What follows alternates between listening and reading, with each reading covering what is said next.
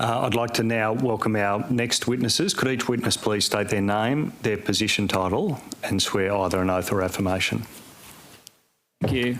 My name is Chris Hanger. I am the Deputy Secretary for Public Works Advisory and the Regional Development Group in the Department of Regional New South Wales. I solemnly, sincerely and truly declare and affirm that the evidence now about to be given by me shall be the truth, the whole truth and nothing but the truth. Jonathan Wheaton. My title is the Executive Director of Regional Programs in the Department of Regional New South Wales. I solemnly, sincerely and truly declare and affirm that the evidence now about to be given by me shall be the truth, the whole truth and nothing but the truth. Right, thank you. Would either of the witnesses like to make a short opening statement? Thank you, Chair. Yes, I would. I thank the Chair and the Committee for the opportunity to represent the Department of Regional New South Wales at this inquiry. I'd like to acknowledge that we are meeting on the land of the Gadigal people of the Eora Nation this morning, and I pay my respects to Aboriginal elders past, present and emerging, and extend my respects to any Aboriginal people who are present or listening online today. I'm the Deputy Secretary responsible for Public Works Advisory and Regional Development, the group that administers a suite of regional programs designed to improve the lives of regional people in New South Wales, increase jobs and improve community amenity. Regional New South Wales is one of the largest and most diverse economies in Australia and home to 40% of this state's population. These communities in regional New South Wales are resilient, adaptive and varied. In recent times, they've endured the economic and social devastation of sustained and multiple crises, including bushfires, drought, floods and now COVID-19. The Department of Regional New South Wales is committed to working with these regional communities and ensuring that government investment into regional New South Wales is fair and delivers outcomes for local communities and businesses. The $1.7 billion Regional Growth Fund was announced in the 2017-18 budget and is the mechanism to implement the government's vision for regional New South Wales as outlined in the Regional Development Framework and the 20-year economic strategy for regional New South Wales.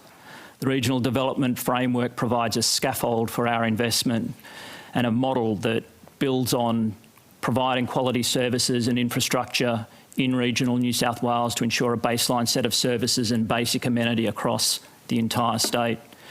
It aligns our efforts around growing regional centres, looking for those locations that present opportunities for strong growth in population, jobs or both.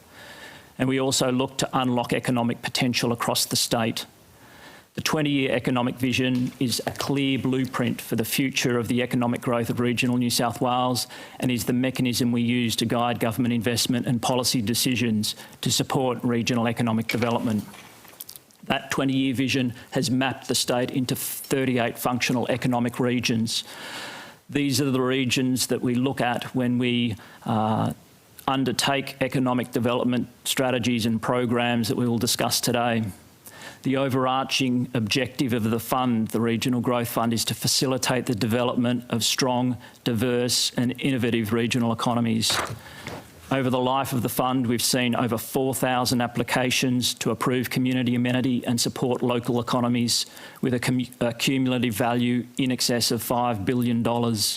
Through the fund to date, more than 2,000 projects are being delivered across every single local government area in regional New South Wales. The popularity and success of this fund is testament to a robust evidence-based framework that has guided the development of policies and procedures for each of the funds that we will talk about today. For example, the Stronger Country Communities Fund has ensured that at least $3 million is allocated to every single local government area in regional New South Wales. Hanger, you're invited to issue a short opening statement. I'll just ask you to bring it to a head if possible, given the questions we have. The diversity of funding programs within the Regional Growth Fund is intrinsic to how we've supported regional New South Wales over the last couple of years. Transparency and integrity in program design and delivery is paramount for us.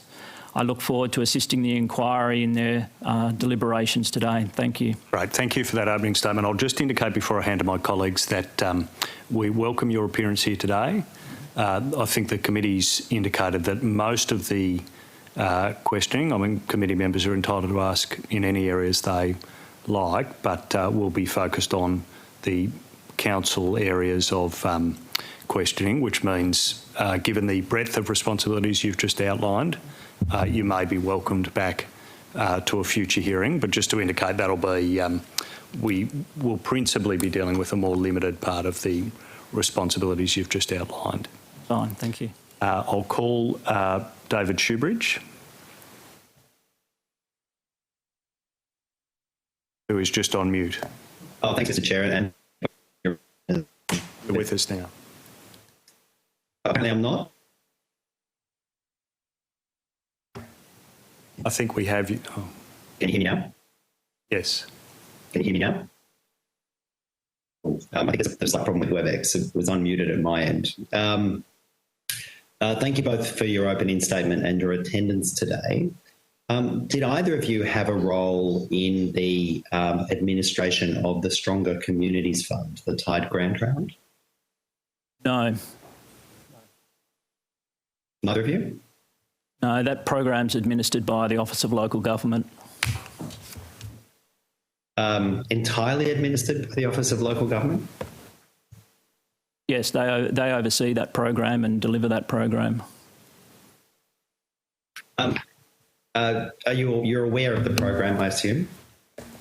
Yes.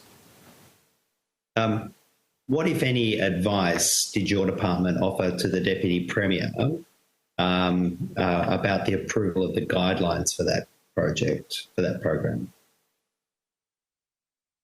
Our advice would have been, I'm not quite sure, it's not a program that we oversee.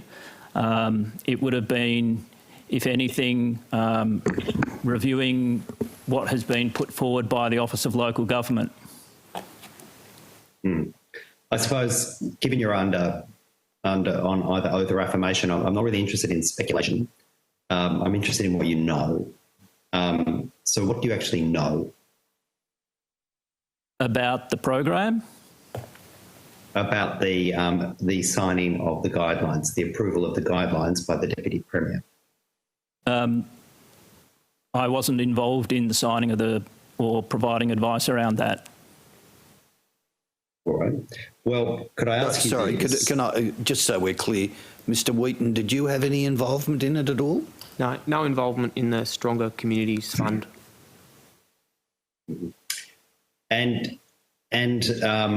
But before your minister signs and approves a guideline for the distribution of a fund in the order of it initially was $212 million, but it eventually became $252 million. Before your minister signs off on guidelines, there'd be advice, wouldn't there, to the minister before they sign off on guidelines on such a large program? Yes, there would be, and that advice may have come from the Office of Local Government, who administered the program. Well, we have separately asked the Office of Local Government, and they've been required to produce all the material they have, and no such advice exists, according at least to the Office of Local Government. So could I ask you on notice to review the records of your department and provide any such advice to Parliament, to this committee? Happy to do that.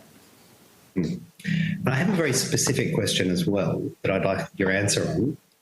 The guidelines that have been provided to the Parliament contain the signature of the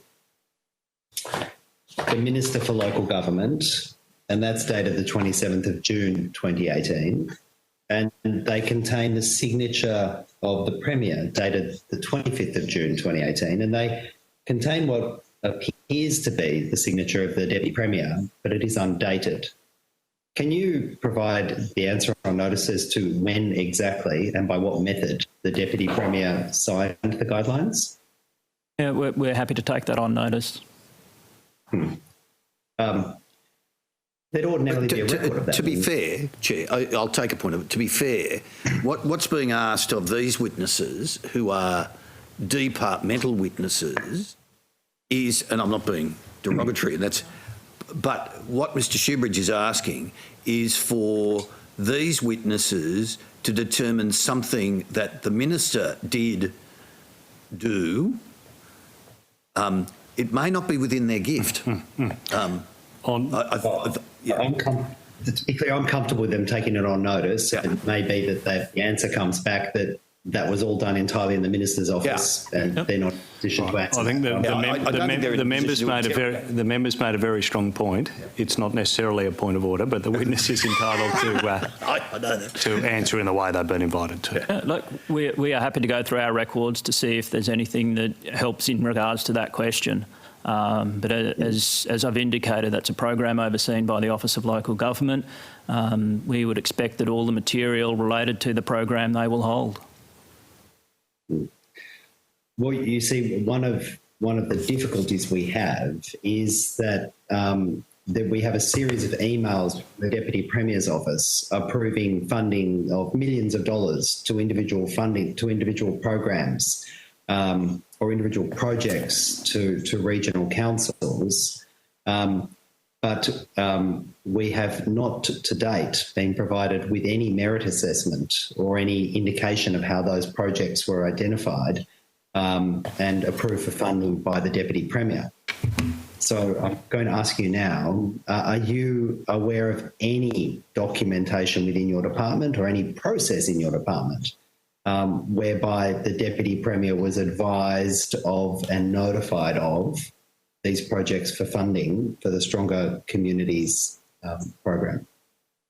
No. So, talking about grants. So as I've indicated, the program was overseen and run by the Office of Local Government.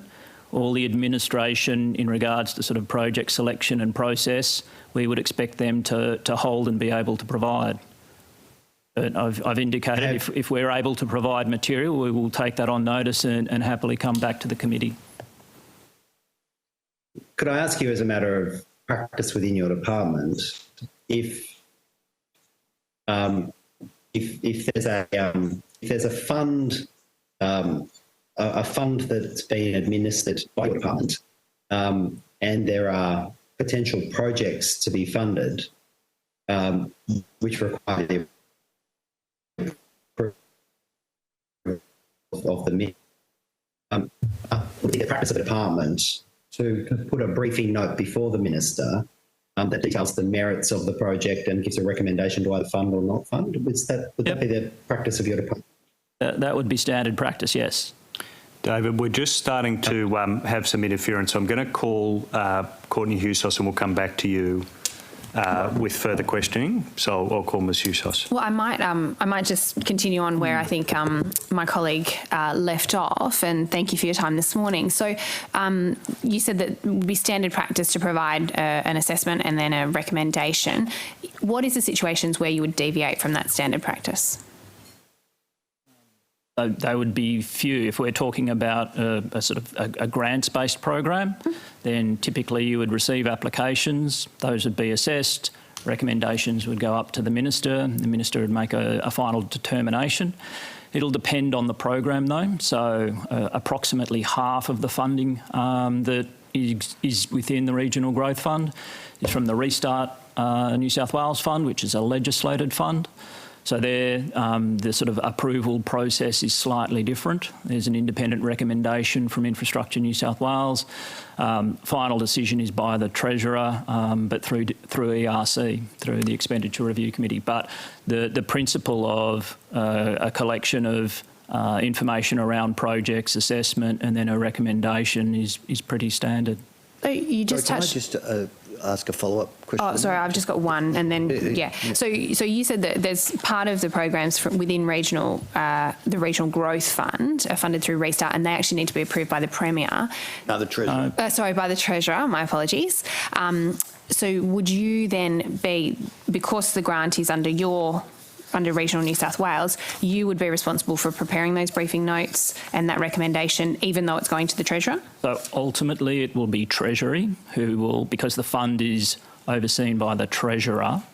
But there are a number of agencies who are responsible for administering restart programs. So the Department of Regional New South Wales, for instance, was leading the Resources for Regions program when that was in restart.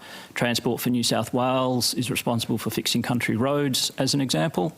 But the ultimate recommendation for approval of funding out of restart will be a submission prepared by Treasury. So even though you would have a role in the fund, if it's being approved by the Treasurer, the Treasury will then prepare the recommendation? Yes, because they oversee the fund. I'll just go to Mr. Khan briefly, and then if... Yeah, sorry, just with regards to that involvement of restart, does that require for those projects that are going to be funded out of that part, for instance, a business case to be prepared? Business cases will be prepared for a full range of programs, particularly, obviously, the more money or the more complex a project is. But for restart programs, there's a legislated requirement that the project achieves an economic benefit for New South Wales. So not only a business case... So I don't want to cut in. So that means, what, a BCR greater than 1? That's a cost-benefit analysis. Yep. A business case, you can assess and undertake a cost-benefit analysis. And for restart, you need to show that there is an economic benefit, which is typically a benefit-cost ratio above 1, yes. And the difficulty that creates is that when you're looking at projects in regional New South Wales, it's sometimes difficult to get to that magical number, isn't it? That's been one of the difficulties that's arisen with the formulas that have applied. It can be more challenging. So obviously economic benefits in larger population centres are easier to quantify. That's not to say that there aren't projects across regional New South Wales that have been successful, but it is fair to say that it is probably easier in larger centres because the benefits of the projects that you're talking about accrue more easily in those larger centres. Yeah. So I suppose I'm getting to this point. The criteria that are applied in determining these can be quite varied. And by way of example, in the COVID circumstance, you may take a more flexible view to the criteria because essentially you want to get the money out the door and people building stuff or doing stuff really quickly, so that the rigour that you would apply in terms of the criteria matches the circumstances, at least in part, that you're presented with. Is that right? Another way to think about it is that for every program there are clearly objectives that the government is trying to deliver against, and you need to make sure that the processes for the administration and delivery of the program are going to achieve those objectives. So, for instance, as you say, for stimulus programs, you may still want to see that they have an economic benefit, and you may still want to undertake cost-benefit analysis and ensure business cases are there, but it may not be a threshold against which funding is determined, whereas a legislated fund like Restart has that requirement that projects have a benefit cost or achieve an economic benefit for the state, and that's generally assessed through a benefit cost ratio above 1.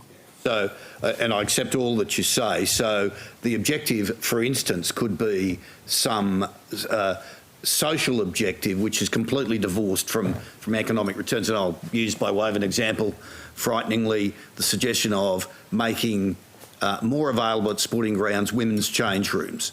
A relatively low cost-benefit ratio, but perhaps a good social good is achieved out of the exercise. Absolutely, and one of the classic examples is water security, and that is particularly true for smaller communities.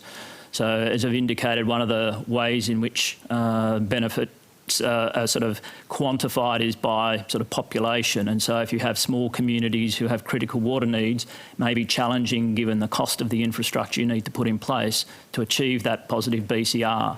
But nevertheless, I think everyone would agree water and water security is vital for communities across the state, and it shouldn't be denied to people because it hasn't necessarily achieved an economic return. So apart from some, in a sense, procedural issues, is it reasonable to say you can't really or we can't really come to a situation of creating a formula that one size fits all in terms of grant funding programs. They're tailored to the circumstances that are presented. Absolutely, and that's why there is a suite of programs within the Regional Growth Fund. There are programs that are targeted to economic outcomes. There are programs that essentially you would say are targeted towards community outcomes and amenity. Again, I mentioned the Regional Development Framework, which is that overarching structure through which we think about how we're going to support the development of regional New South Wales, and that needs to pick up both economic as well as social amenity, and the programs and the guidelines and the assessment that we use for projects that are funded obviously needs to be tailored to the objectives that we're targeting. So look, the final question I'm going to put is this. If you've got a program that has, for instance, a high social amenity component in it and a lower emphasis placed upon the economics, that of necessity means that somebody has to, in effect, assess the social benefit to be obtained. That would be right? Absolutely, and there are methodologies to do that. We have used what is called choice modelling or stated preference surveying to essentially understand, put it sort of basically, what's a community's willingness to pay or preference when looking at a range of different projects that are going to deliver community outcomes. So do they prefer putting shade cloth over a pool, or do they prefer lighting on the netball courts? Do they prefer upgrading the local theatre? There are very robust ways of assessing that independently that gives us insight into that community's preference that is not a benefit cost ratio per se, but can provide, in some instances, a monetised way of thinking about that if required. But essentially, isn't it really that somebody has to make a subjective assessment as to what's the better outcome? I hear what the models, and for instance, the minister may have a different view of what is a subjectively more beneficial project than the department has put up. That would be right? That would be right, yes. Doesn't necessarily mean that the assessment made by the minister with regards to the preference of one project over another is corrupt or wrong or a maladministration of the fund. It's just a different assessment. That would be right, wouldn't it? And another element that's really important here is these funds have been oversubscribed in, I think, almost every round that has gone out. So we are often talking 3 to 4 to sometimes 8 times oversubscribed, and therefore there are decisions that need to be made about which of those projects are going to get funded. And you're right, the decision sits with the minister, and they are there to bring ministerial sort of insight and discretion to that decision. And of necessity, not everyone is going to be happy with the outcome. No, and unfortunately, for examples of sort of significant oversubscription, one of our funds, $100 million round, $800 million worth of applications. So essentially 7 out of 8 people were going to be disappointed. And that is challenging to deliver those messages, and it's obviously challenging to then select if you've got multiple projects that are all eligible but a limited funding pool. A decision has to be made. I'll return to questioning from Ms Hussos following that question. Well, I might actually just then pick up on something that Mr Khan was just raising about the question of ministerial discretion. How do you manage that? Do you require written reasons if the minister diverges from your recommendation? So the minister will sign off on a brief, yep, and they will sign off and say these are the projects that we approve from the projects that are put forward. Okay, and is that required then to have written reasons if they diverge from your recommendation? So I understand the signature. Yep. Yep. Yeah, they should document why they've chosen projects, and that can be we agree completely with what's in the brief, or it may be if they do decide that there are going to be other projects that are funded, that should be documented. And you, as the department, obviously retain that. Sorry, that's a fairly simple question, but just want to put that on the That record. should come back to us, yes. Yep. Okay, beautiful. Thank you. I wanted to come back to, I'm not sure whether you saw the testimony from the ICAC Commissioner this morning. He, in his testimony and also in his submission, referenced the DPC guidelines for governing grants, or best practice, I should say, or good practice for grants programs. You're aware of those guidelines? Yes. And do you see, or do you take those into account when you start drafting guidelines for future grants programs? And as well as there's a Treasury circular around program evaluation. Yep. So in the design of programs, there is sort of obviously a range of guidance documentation that informs the structure of what we do, the processes, and then the evaluation of those programs to make sure that they are meeting the objectives that were set out. And in terms of those original guidelines that you're charged with drafting, your Original program guidelines? yes.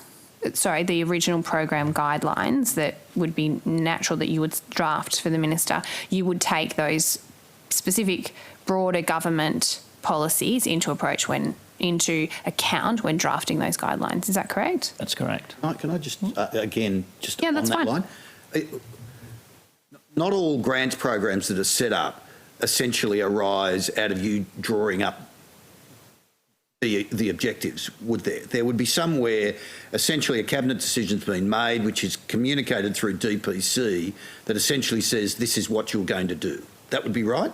That would be right, and there will also be instances where, for instance, we might be collaborating with the Commonwealth. So the recent or recently announced bushfire local economies recovery program is an instance where there's matched funding between ourselves and the Commonwealth, and the guidelines need to be developed in consultation with them.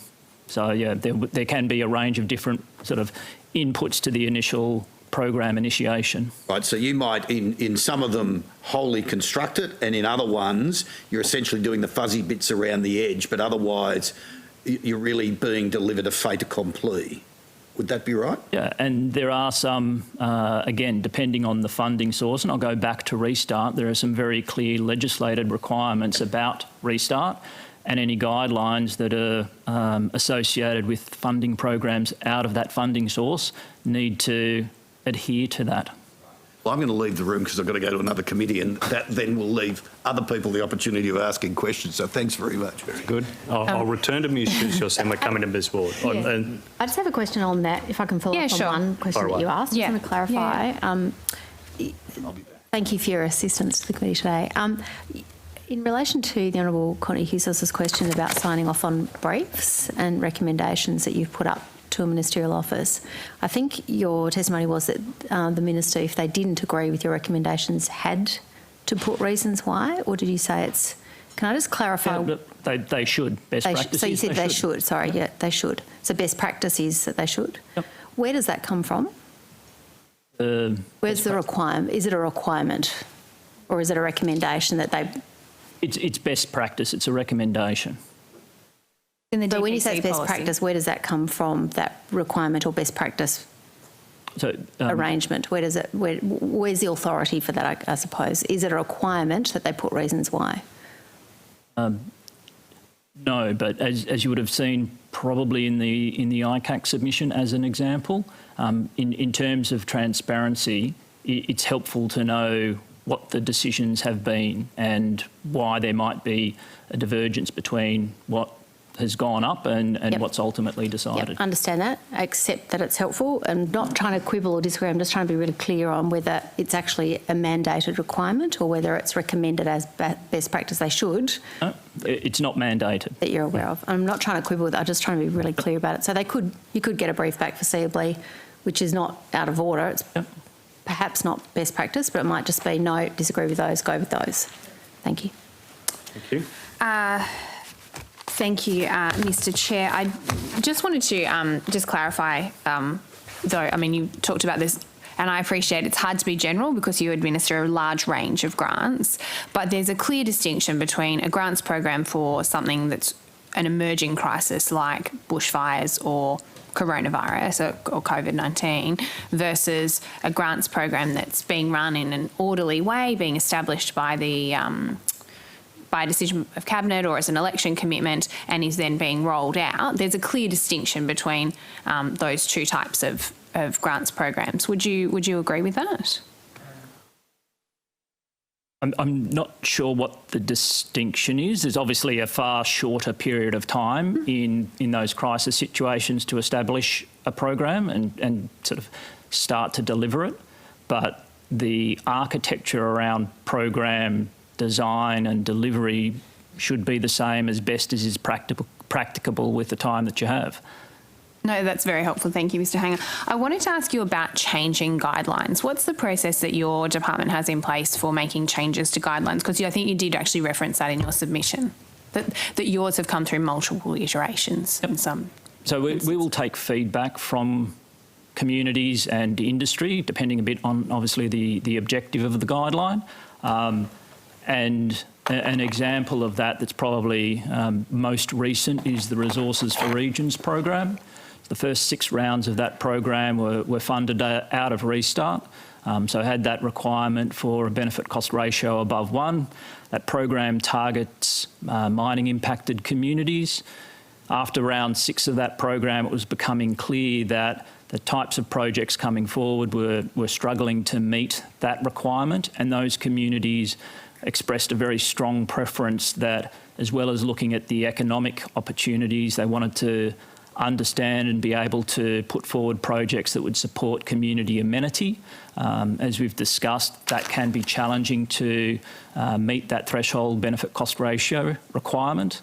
So we then consulted with those communities and developed a set of guidelines for round 7 of the program that enables a broader suite of projects and removes the requirement for that benefit cost ratio. That fund is funded now out of consolidated revenue, and that gives us an ability to continue to support those mining communities, but it shows that we can adapt programs as required with the feedback from communities who are the targets for the support that program delivers. And do you have any formal consultation process in place for changes to those guidelines, or you just expect that it's going to be rigorous? I might ask Jonathan to talk, as he undertook that consultation process. Yep, so for the Resources for Regions program, round 7, we actually co-designed that program or revised it directly with the mining impacted councils.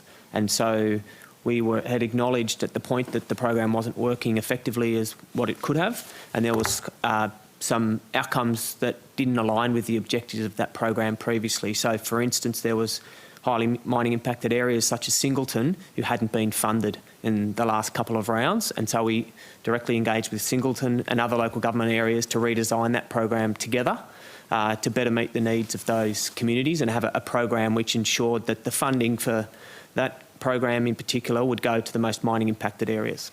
So essentially the change of guidelines is if that in practice it's not meeting the objectives of the fund. Would that be a... That's an example where it was obvious, and there was lots of public commentary around that program having run 6 rounds, that it could be more effective in the way we were running it. And so some programs that are run multiple rounds, there's only slight adjustments to the guidelines, slight improvements. For the Resources for Regions program recently, it was more of a full refresh of how that program was run based on the reflections and the evaluation of how effective that program was running for the community. So can I ask you, in terms of, Mr. Hanger, in terms of the programs that you administer, do you always require an application form for all of the grants that you administer? Yes. Okay.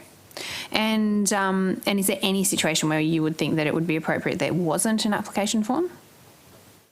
I can't think of an instance where there won't be documentation about a project.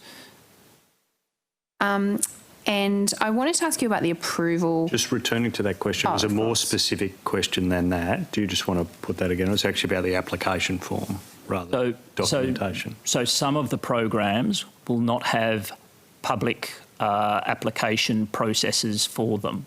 So we may have material that has been submitted for a program, but it may not be a formal application.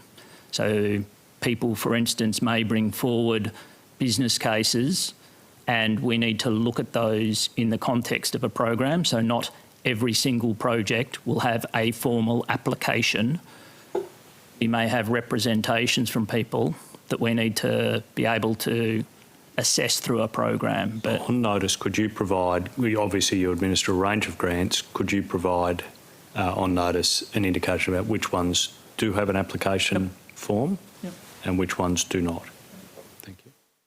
Can I ask you, what is the process of engaging with you to give a business case if it's not in applying for an application, if it's not applying for a funding program? Is that just, you know, local community group comes and sees you, a local MP comes and sees you, another minister comes and sees you with a business case and says, we want to fund this, and then you sort of try and find a way to fund it? Is that it?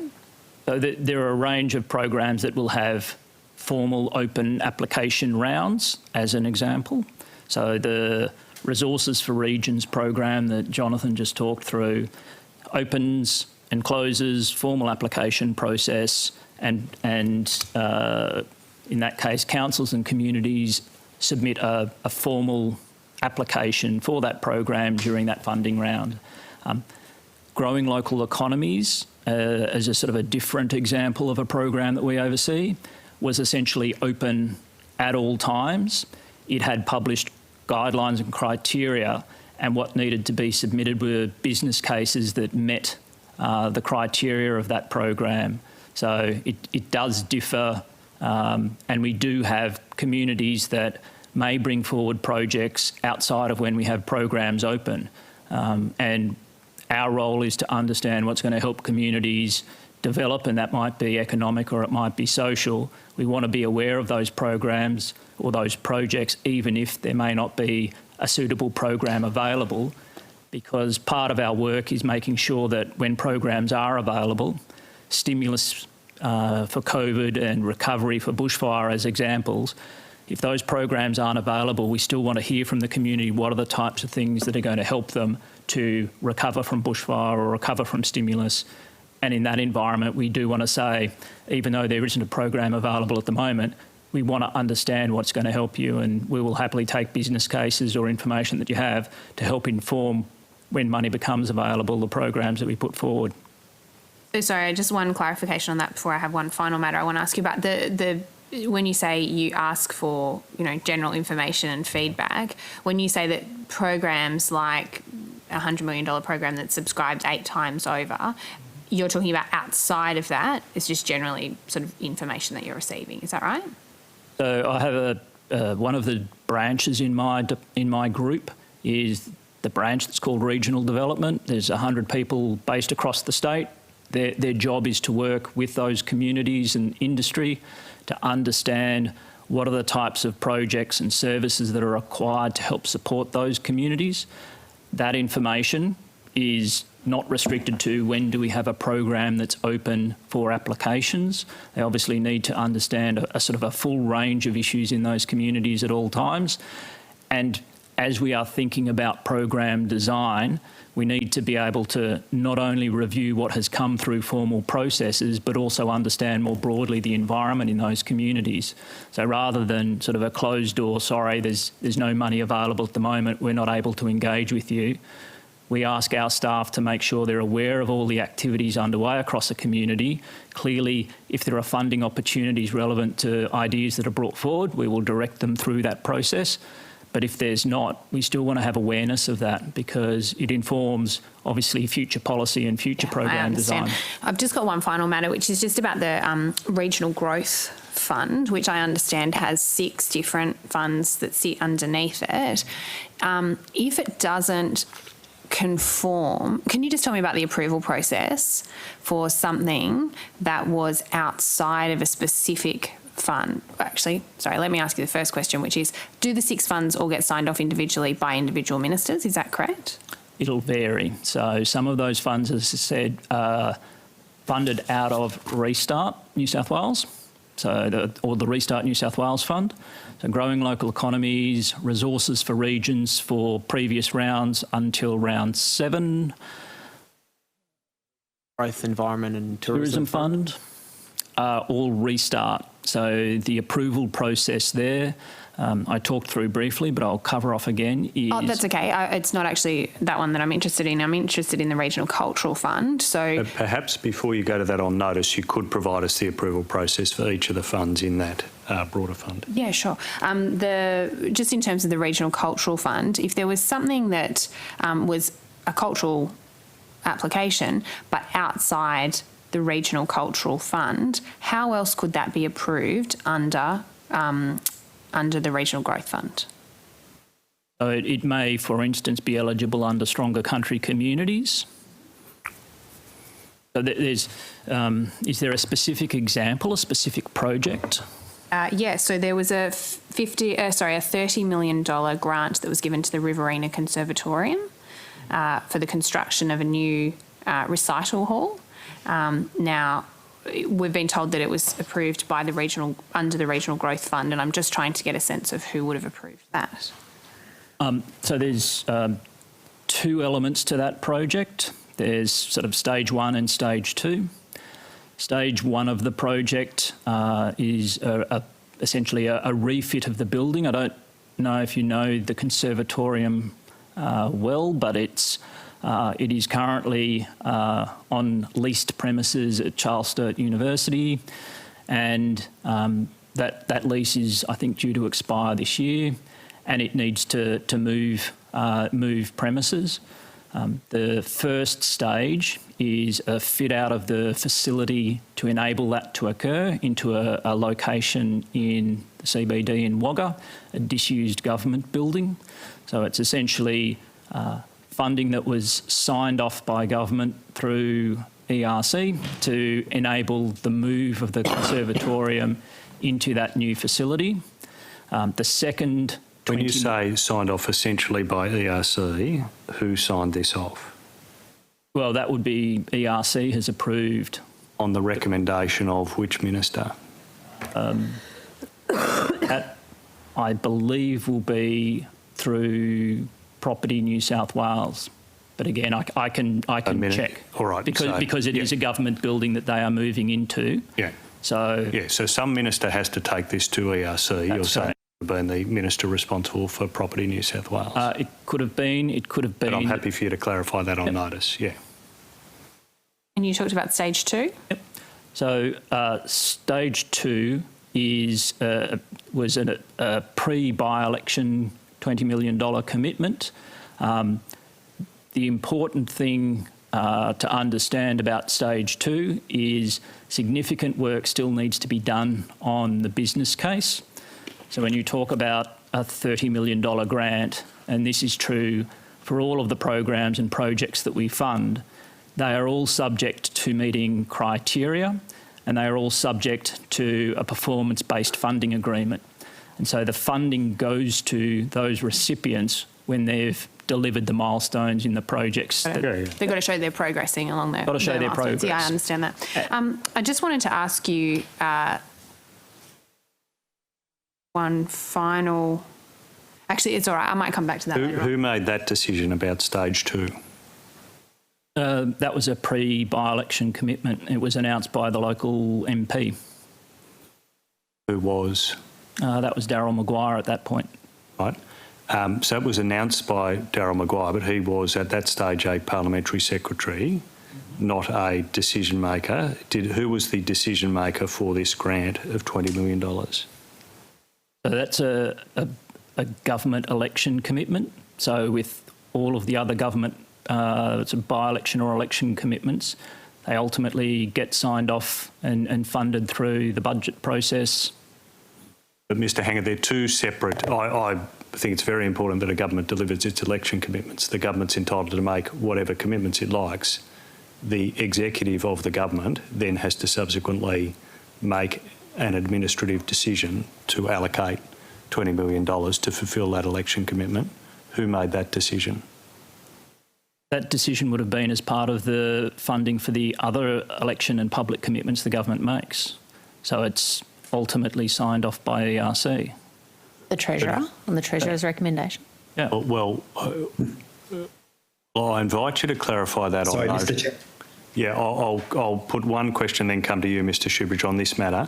I invite you to clarify that on notice. Again, you've referred to the ERC process, but if you could clarify who is the minister who took that to the ERC, who provided that recommendation. It may indeed be the Treasurer, or it may have been the Portfolio Minister. So if you could clarify that on notice, Could Mr. I just ask a Shoebridge. follow-up to that? Mr. Shoebridge, and then Sorry, just exactly. It's exactly on that Ward, then. Yep. point. Yeah, just it could have been. Isn't there another option? It could have been a minister. It could have been a particular person, or it could have been part of a bundle of election commitments. Could that be another possibility? I'm not trying to quibble with it. I'm just saying, is there another option that there was a whole that each local member says this is what I want from my electorate, which I should do, and that's a bundle that goes to ERC as election commitments? Typically, they are all bundled up. That is correct. Correct, So although taken to ERC by a minister would be the usual practice. But perhaps rather than speculate, if you could clarify on notice. Mr. Shoebridge. Yes, I think my first part of my question is probably going to be dealt with on notice.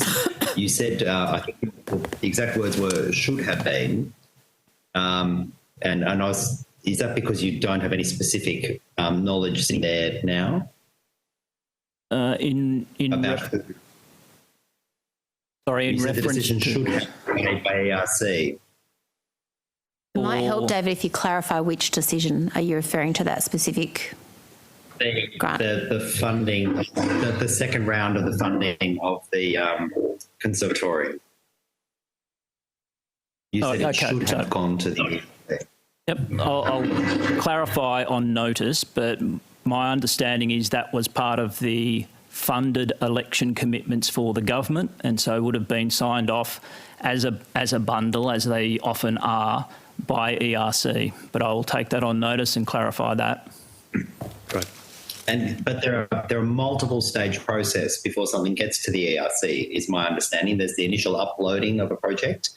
Can you take us through the stages that a project goes through before it gets to the sign-off by the ERC?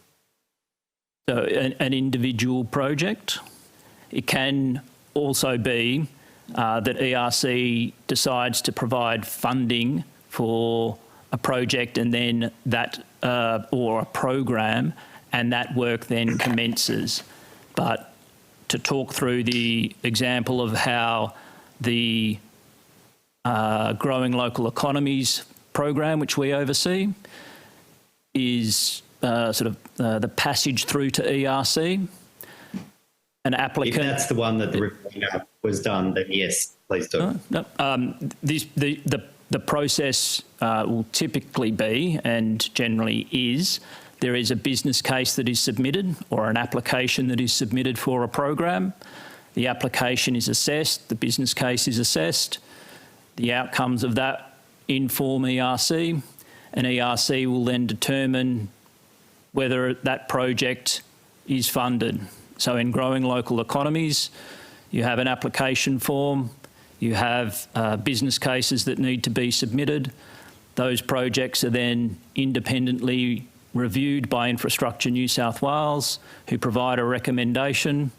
Treasury will write a submission because that program is funded out of Restart, will write the submission and advice, and then ERC, and then ultimately the Treasurer will sign off funding for a project through Growing Local Economies.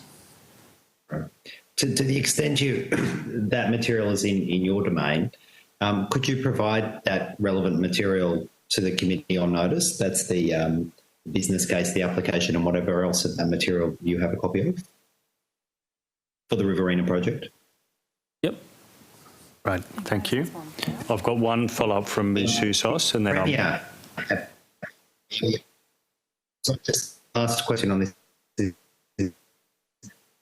At any point, did the Premier have any role, either by making representations or by being referred to anyway, in either of those rounds of funding for the Riverina project? Mr. Hanger, I'll just ask, did you hear that question, or do you want Mr. Shoebridge to repeat it? If he could repeat it, but we just lost you in the middle there. We'll try one more time. Did the Premier have any role whatsoever, either by reference to her opinion by email, directly or indirectly, in relation to either of the decisions, either of those rounds of funding for the Riverina project? I'm not aware, but she would obviously be sitting in ERC. And do you know if this was a project that was supported by Mr Maguire? Is that your understanding, the local member? Yeah, I understand that as the local member, he was quite supportive of that project. At what stage were these two projects funded? What dates? I'll confirm. I believe the first was 2017 and the second commitment would have been approximately mid-2018 when the by-election was on. But I'm happy to confirm those dates. Are you aware whether or not a conflict of interest was ever placed on the record by the Premier, given she was in a close personal relationship with Mr Maguire, who was Well, I object. Point of order. A point of order has been taken, Ms Ward. Chair, I think this question is out of order, and we have at length this morning dealt with some of these issues. This is presently a matter that is under investigation by the ICAC, and I don't think it's appropriate for these witnesses to be answering in these circumstances. It might be something following the investigation that's appropriate, but I ask that you rule it out of order. It's under present investigation. It's not a matter at the moment that I think is necessary or critical to this committee, and I ask that you rule it out of order. I don't think it's fair to these witnesses at all. Well, my only response is it's clearly within the terms of reference, and that is not a point of order. My point of order was that it's under investigation, not that it's not within the terms of reference. They're different points. All right, I've got Ms Hughes to the point of order. Well, to the point of order, I mean, the issue that we were dealing with this morning was that we were questioning the ICAC Commissioner about a current investigation. This is... And I was shut down. Ms Ward. In the context of this, we're actually asking the witnesses perhaps information that has come out as a result of the current investigation, but it relates directly to a project that is clearly within the terms of reference. I don't think that that it's going to impede the current investigation that's being undertaken by ICAC in any way for the witnesses to provide us with the information. Anything finally on the point of order? Yeah. It is very often the practice of this House where a matter is under investigation, for example, Shaket Mosselman or other matters that are under investigation, that we would be mindful of that, and I ask that this committee be mindful in its questioning in this. And I have no issue with this committee investigating what we need to do and doing our job. I'm certainly not trying to impede that in any way, but there is a current investigation being undertaken by the ICAC, and I don't think it's fair to these witnesses to comment, given the circumstances that will be diligently investigated by the ICAC, and I think that the question is out of order and we should move on. All right, thanks for all those contributions. I will ask all committee members to be conscious of not impeding any of the current investigations. I don't regard the question as being out of order, in that the Parliament also has, and this committee also have a role to do. I'll ask the witness to provide any information they can to that question. I'm not aware that a conflict of interest declaration has been provided. And you've said you're not aware. So just on notice, are you happy to confirm that? You've said you're not aware, understood. Not aware, happy to... On notice, could you confirm whether you do hold any record? Right, Mr Shoebridge, does that conclude your questioning on that particular matter? Thank you. I think I've got one more. Weren't we coming back to me? Oh, yeah, that's right. Okay. Yeah, okay, good. Thank you. Would it be usual for a conflict of interest form to be signed where a local member has advocated for a project, an election commitment, and the ERC has signed off on it? Would it be usual for an ERC member to have to fill in a conflict of interest form in those circumstances? Well, point of order. Sorry, no, he's answered the question. He said no. I have a point of order. The point of order is it's an unfair question because we're talking about very, very unusual circumstances where our local MP is in a close personal relationship with the Premier. I think it's unfair to the witness. All right. I don't believe... To the point where I'm trying to get some context. Sorry, Ms Ward, there is no point of order. You're entitled to ask that question and the witness is entitled to answer. Thank you, Chair. I just wanted to put some context around the question arising from Mr David Shoebridge about whether that, in the context of a by-election, an election commitment, and the parties that sit around the ERC, the Premier, Treasurer, Deputy Premier and Finance Minister, whether that would be the usual practice in those circumstances. And I think your answer was no. They would obviously need to note if there was a project that was coming forward, but that's sort of their standard sort of responsibility in that environment. So I would say the Department of Premier and Cabinet Secretary is the Secretariat to the ERC, and so then any of the processes around the decision-making, declarations and otherwise would be a matter for the Secretariat. And a conflict of interest would arise if, for example, the Premier was to herself benefit from that project. Or the Treasurer. That also is that it is a subcommittee of Cabinet, therefore protected by the Cabinet protocols. So I'm unsure around the level of information that can be shared publicly around those decisions. Thank you. I wasn't actually going to that content. I just have some questions around cumulative grants. I just wanted to ask. Can I just ask one more question on that final thing, and then that. Sure. So I just wanted to ask you. So in terms of the Riverina Conservatorium, I'm on the Regional Growth Fund website, and it's not on the website. At what point does it get put on the website? If it's been approved, if the funding's been approved, why isn't it on the website when? Because the project at this point, it's only stage one that's being delivered, is it not? Stage one isn't there? Nothing's on the website. Right. We'll have a look at that. Though all projects that are funded under the Regional Growth Fund should be picked up. Stage one was actually a direct consolidated revenue grant to property to undertake that work. So that wasn't funded under the Regional Growth Fund. I'm sorry, it was a stage one. So stage consolidated one revenue to property, New South Wales, a grant. And what was stage two? What was the source of the funding? Stage two is $20 million that's reserved for development of the auditorium. I'm asking about the source of the funding, though. From what funding source was it drawn? That will be the Regional Growth Fund. Yeah. And at what point would that normally get put on the website? When the final business case and an investment decision is made. So there's funding that has been reserved for the project, as there often is for projects, to ensure that they can proceed with confidence that the money is going to be available. But very importantly, as we've talked about in regards to business cases, there needs to be an approval process and an understanding of the best way to deliver the project. So it can be publicly announced and in the media, but not on the website, is that right? Until the business case is approved. And I think you've taken on notice the fact you'll check why it's not on the website and respond to that. I might just clarify in terms of those two stages which might be of use. And so the stage one, $10 million, it necessarily isn't a grant because it's an allocation to another government agency in New South Wales Government. So it isn't a grant that is paid to an external entity like a council. So that was a decision of $10 million that was then an allocation to Property New South Wales to deliver stage one. For stage two, as was mentioned, it is a by-election commitment, and so that is a commitment for the government to then progress with that project. And then subsequent to then a public commitment, there is a number of different steps that would need to be met in order for that to be made a grant to an applicant, or again, if it is Property New South Wales, an allocation of funding to be made. So that $20 million component is a public commitment of the government. There's a number of steps that will need to be made.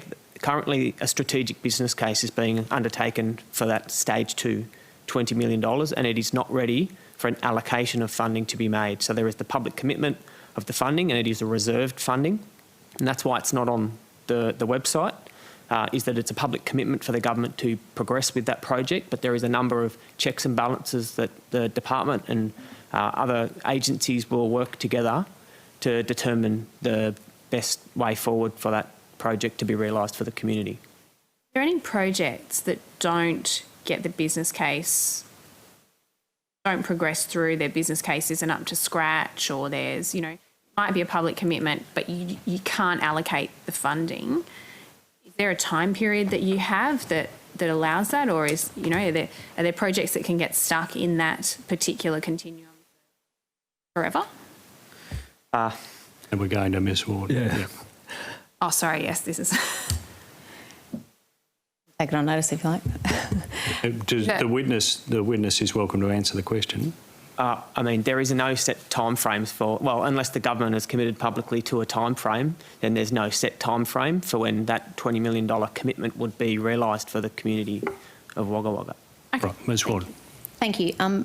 Two main areas I want to touch on. One is, I'll start with the more general one first. I just want to talk about sort of the cumulative effect. In your assessment of grants and funding, you look at the purpose, obviously, and the requirements to be met. Is it part of your assessment, to put it bluntly, how much other funding has gone to a particular area? Is that one of the considerations? In what way, sort of? So a grant is for a particular purpose or theme, if you like, regional growth, sport. As part of the process of your recommendations or looking at those, do you ever say, all right, well, we've got all these grants, but on the face of it, I think you talked about thresholds and sort of I'm asking about volume. Mm-hmm. If a number of grants have gone to a particular area, do you take that into consideration to say, look, it looks like this particular area hasn't really received a lot, or this particular area does seem to have received a lot, or is that not part of your consideration? So I might start with a sort of a general, again, recap of how the Regional Growth Fund is set up. That's where I was going to go first, and I thought I'd just go to this one. Right. Sorry about that. There are a range of programs. Some of those programs are designed to ensure, as I've said, for stronger country communities in particular, that every local government area has a base level of funding across those 3 rounds of $3 million. So that ensures that for programs where there's, I'll call it sort of risk that communities that may not necessarily either have the populations that are going to support strong business cases, they are still able to access funding. And it is also in terms of sort of funding available, we look at the capacity of communities to be able to deal with the funding that is coming through at the moment. And we do try to both support them in how it is that they can deliver what is sort of quite a record number. I mentioned there's over 2,000 projects that are underway across regional New South Wales at the moment, and that is at a period where many of those communities are significantly stressed. So we do try and take those factors into account and do provide flexibility to work with councils to ensure that their communities continue to benefit even if they may be sort of struggling under a volume of investment at the moment. I guess what I'm asking is then, if a particular area looks to have received quite a lot of funding, not whether they can cope with it, but just on the merits of volume or the cumulative effect across various funds, is that something that you look at? Take into consideration? If it's not, say so.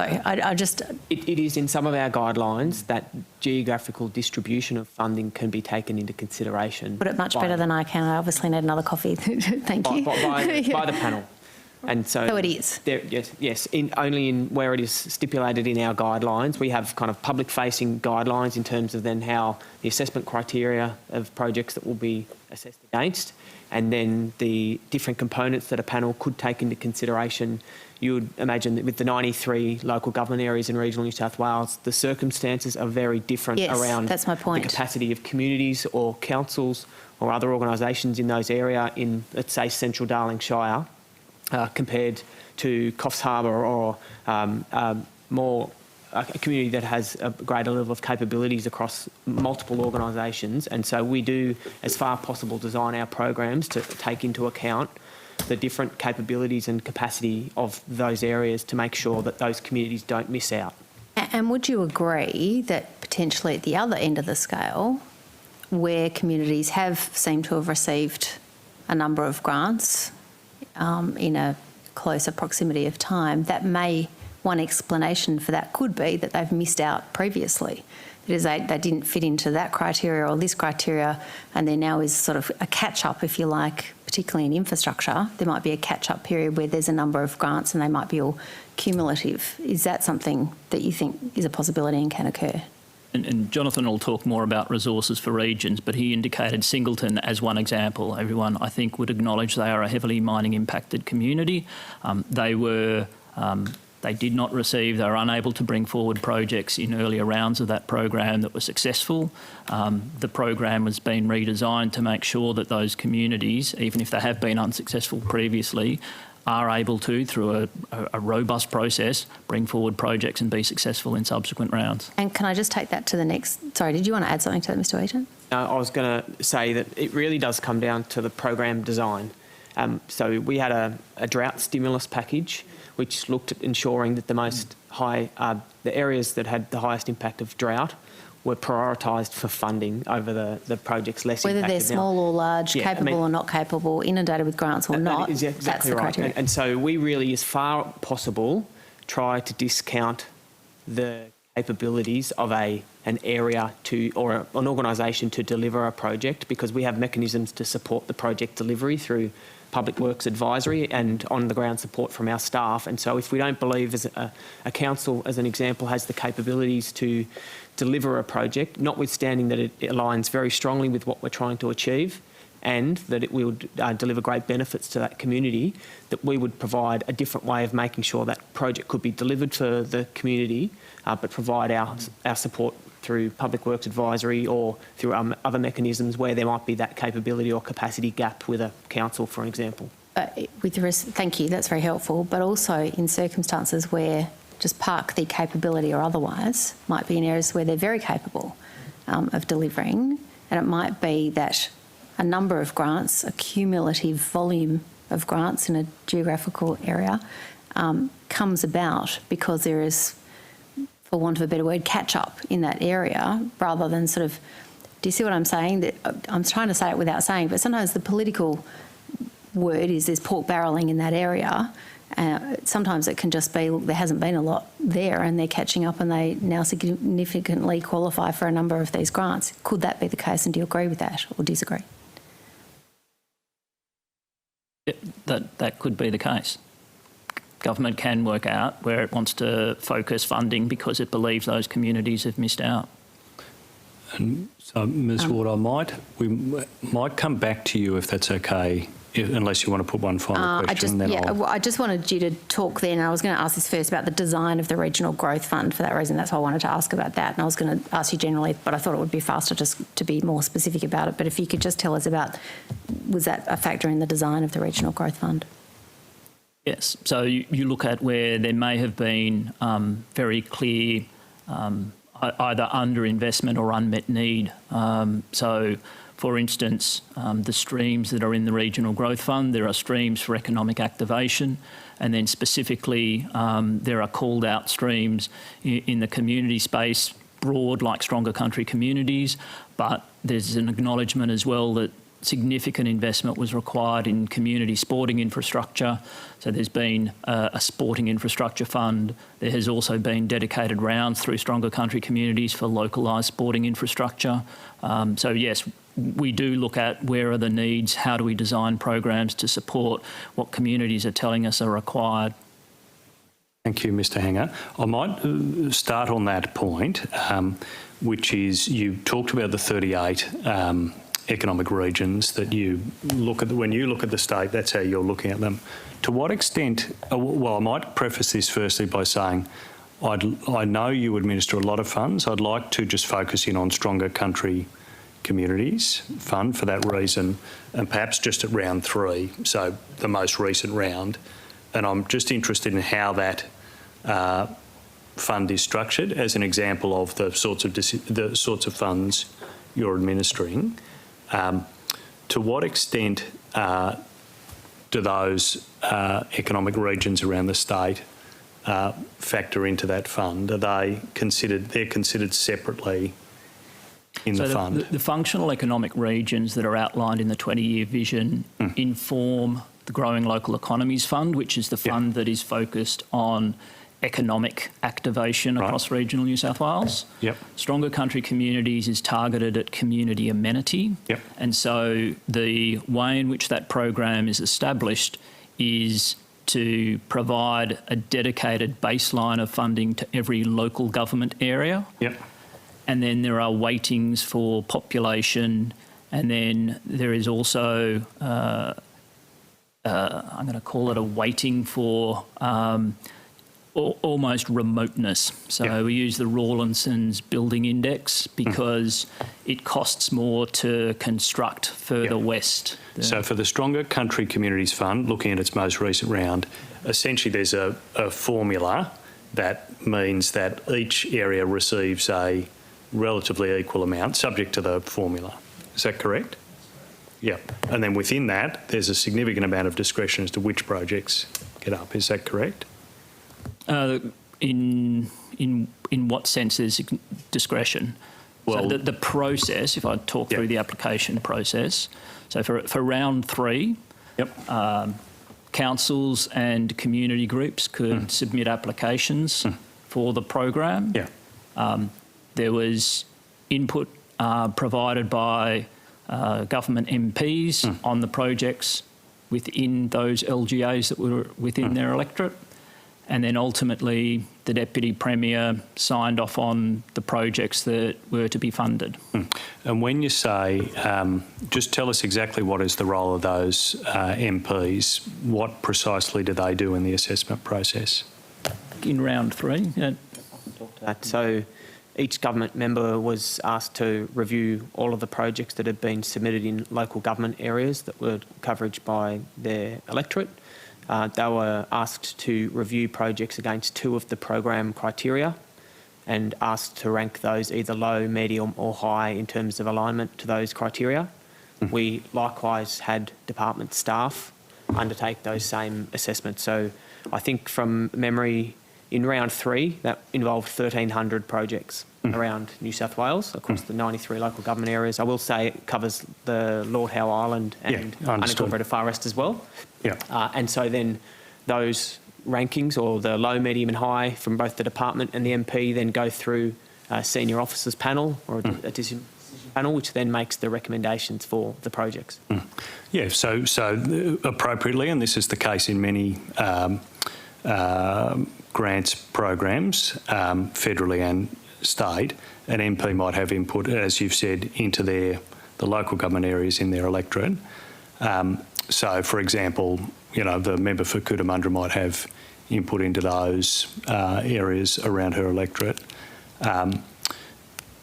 One of the documents, though, shows the MPs who are having input into it. For example, in Port Stephens, the Stronger Country Communities assessor seems to be Stephen Bromhead. Why is that the case, given it's not his electorate? So it is only government MPs or representatives that are in government that are asked to do those assessments. Right, so when you say they're assessing those local government areas in their electorate, they would do those, and some MPs had coverage across non-government seats. right, so they might assess local government areas that are not in their electorate at all, or that might be some way from their electorate.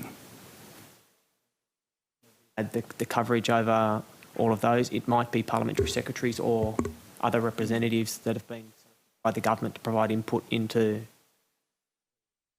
a process for the Prioritisation. So this is starting to sound more unusual. So for the electorate of Port Stephens, the local member, do they have any input into the process? The local member, Kate Washington, does she have any input into the grants her community receives under this scheme? She can obviously put forward supporting documentation for projects. So she can recommend it, understood? Yep. In terms of the assessment, the question I'm asking, does she have any input into the formal assessment? Not in the formal assessment, no. No, but Stephen Bromhead in this instance does.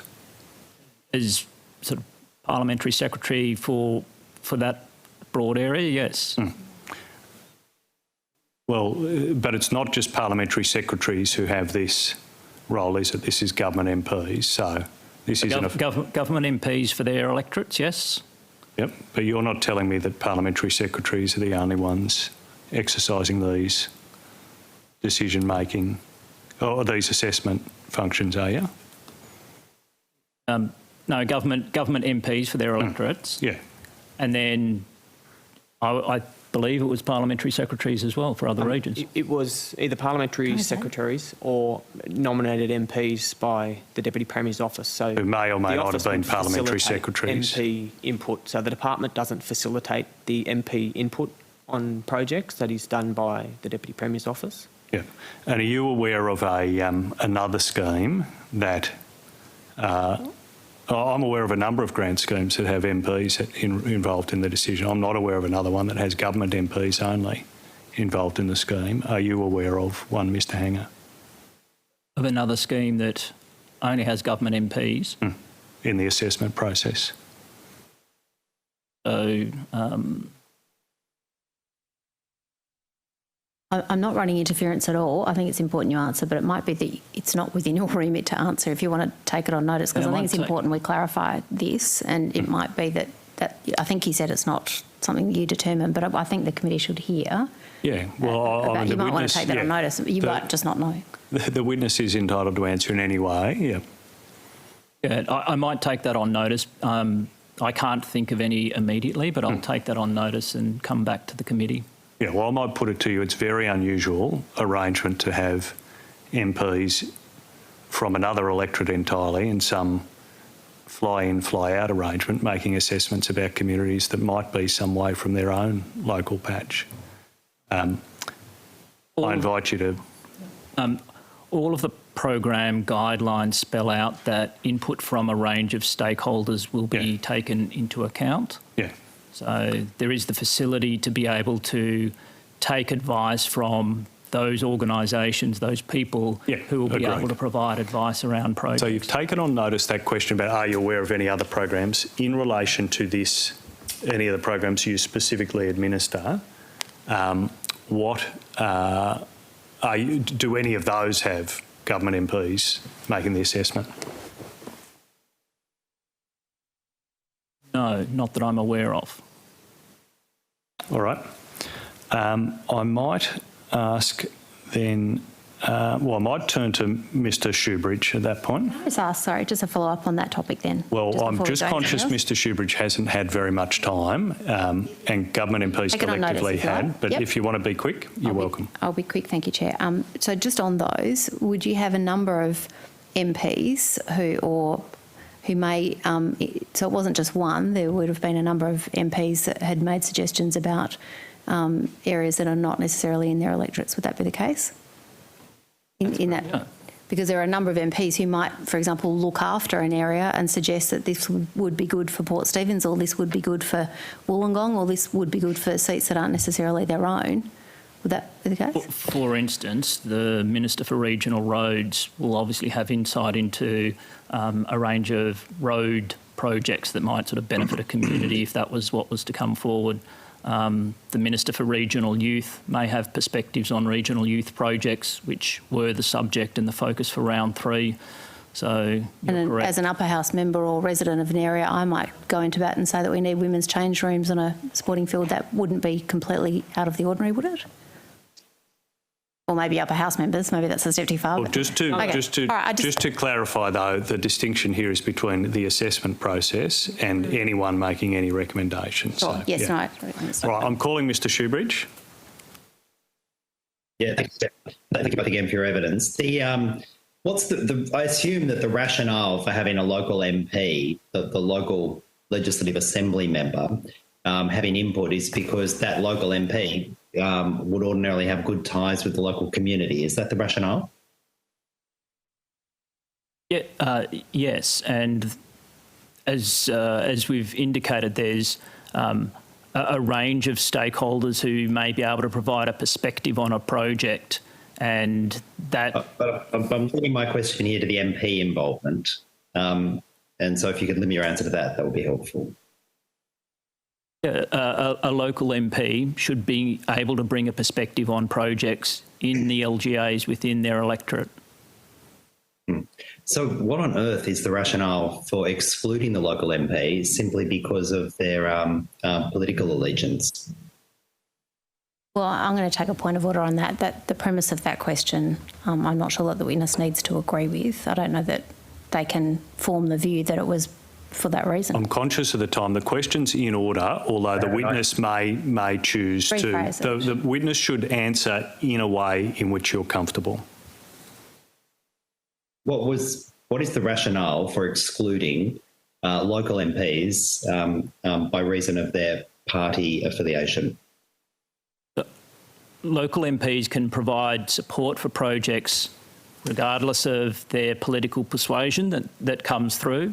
In regards to sort of the final decision, as is outlined in the guidelines for round 3, that was a decision made between the Deputy Premier and the Minister for Regional Youth, taking into account all the input that came through the assessment process.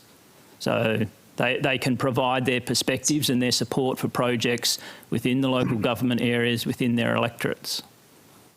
So who made the decision to exclude non-government local MPs from having an assessment role? Who made that decision? All program guidelines are ultimately signed off by the ministers responsible. So in this case, it would have been the Deputy Premier made that decision?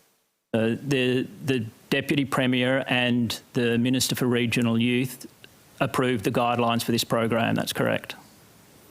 You said, correct me if I'm wrong, that the department does not facilitate the MP input into the assessment process. That's done by the Deputy Premier's office, is that right?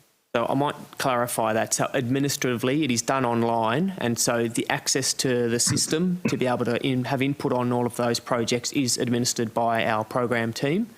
But in terms of selection of the elected representative who is to provide input on the projects, that is a matter for the Deputy Premier's office. As an example, I'll have to double check the record, but as I understand, the Minister for Western New South Wales provided the input on all of the Western local government areas submissions. That's Adam Marshall, is it? Correct.